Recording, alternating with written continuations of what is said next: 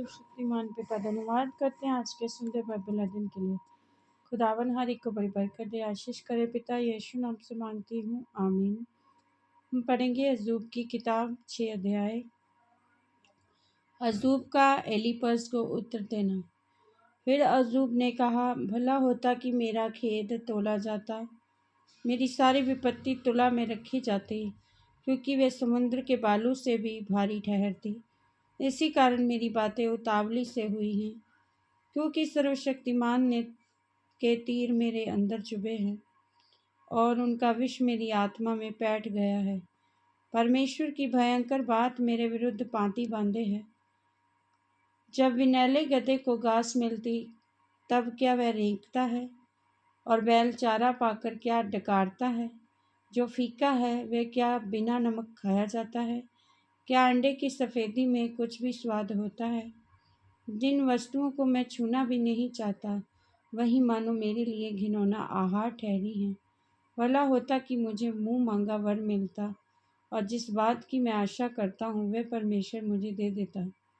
कि परमेश्वर प्रसन्न होकर मुझे कुचल डालता और हाथ बढ़ाकर मुझे काट डालता, यही मेरी शांति का कारण होता। वरन भारी पीड़ा में भी मैं इस कारण से उछल पड़ता, क्योंकि मैंने उस पवित्र के वचनों का कभी इनकार नहीं किया। मुझ में बल ही क्या है कि मैं आशा रखूं? मेरा अंत ही क्या होगा कि मैं धीरज धरूं? क्या मेरी दृढ़ता पत्थरों की सी है? क्या मेरा शरीर पीतल का है? क्या मैं निराधार नहीं हूँ? क्या काम करने की शक्ति मुझसे दूर नहीं हो गई? जो पड़ोसी पर कृपा नहीं करता, वे सर्वशक्तिमान का भय मानना छोड़ देता है। मेरे भाई नाले के समान विश्वासघाती हो गए हैं, वरन उन नालों के समान जिनकी धार सूख जाती है।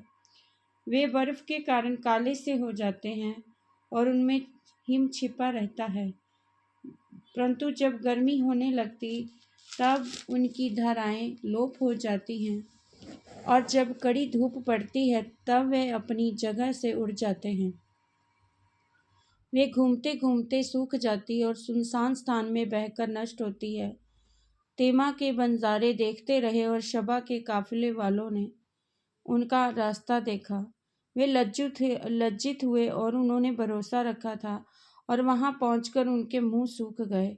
इसी प्रकार अब तुम भी ना रहे, मेरी विपत्ति देखकर तुम डर गए हो। क्या मैंने तुमसे कहा था मुझे कुछ दो, या अपनी संपत्ति में से मेरे लिए घूस दो, या मुझे सताने वालों के हाथ से बचाओ, या उपद्रव करने वालों के वश से छुड़ा लो। मुझे शिक्षा दो और मैं चुप रहूँगा। मुझे समझाओ कि मैं किस बात में चूक की है। सच्चाई के वचनों में कितना प्रभाव होता है, वरन तुम्हारे विवाद से क्या लाभ होता है? पर क्या तुम बातें पकड़ने की कल्पना करते हो? निराश जन की बातें तो वायु की सी हैं। तुम अनाथों पर चिट्ठी डालते और अपने मित्र को बेचकर लाभ उठाने वाले हो। इसलिए कृपा करके मुझे देखो। निश्चय मैं तुम्हारे सामने कदापि झूठ ना बोलूँगा। फिर कुछ अन्याय ना होने पाए। फिर इस मुकदमे में मेरा धर्म ज्यों का त्यों बना है। मैं सत्य पर हूँ। क्या मेरे वचनों में कुछ कुटिलता है? क्यों मैं दुष्टता नहीं पहचान सकता? इस वचन के द्वारा प्रभु ब्लेस करेंगे। आमीन। सबको जय मसीह की।